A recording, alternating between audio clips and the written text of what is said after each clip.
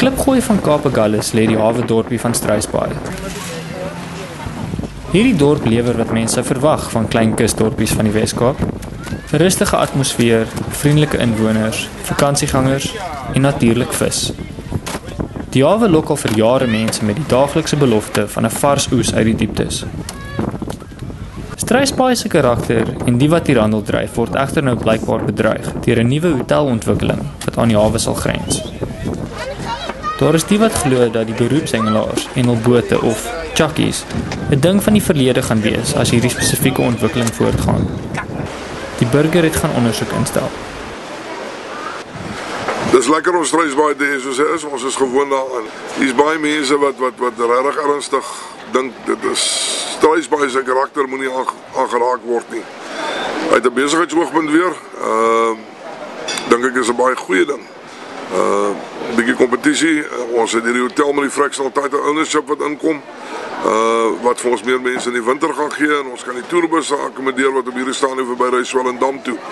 So dit raak, ek dink dit raak meer 'n persoonlike issue as iets anders oor hoe daaroor voel. Vir my is dit 'n moeilike saak. Ek hou daarvan soos dit is, maar ek wil ook graag hê dit moet verander. Ons as visserman is baie ontevrede, want alhoewel hulle sê dit gaan dit mooi maak en so, maar dit gaan die atmosfeer hier verander en die werksomstandighede weer op ons gaan ook nie dieselfde wees nie. En ek kan sê almal is ontevrede. Dit gaan nie goed wees vir Struisbaai nie. Ek voel net dat meneer Rood vat nie die hand van die gemeenskap nie. Hy luister nie na ons insaag nie. Hy noem wel dit is sy eiendom, daar is niks wat ons daaraan kan doen nie. Hy het dit gekoop. Hy besit nie eiendom wat hy so ontwikkeling kan wat plaasvind nie. Maar dit kan nie ons probleme raak nie.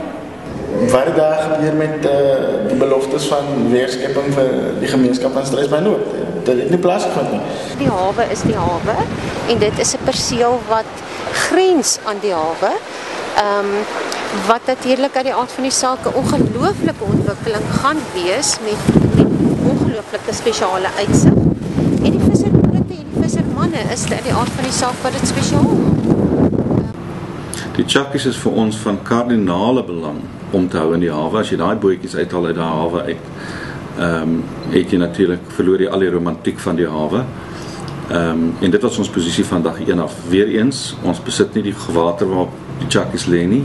Dis onder publieke beheer, maar ons as private instansie en as private ontwikkelaars sal alles in ons vermoë doen om die chakkies daar te behou, nie net vir nou nie, maar ook vir die toekoms.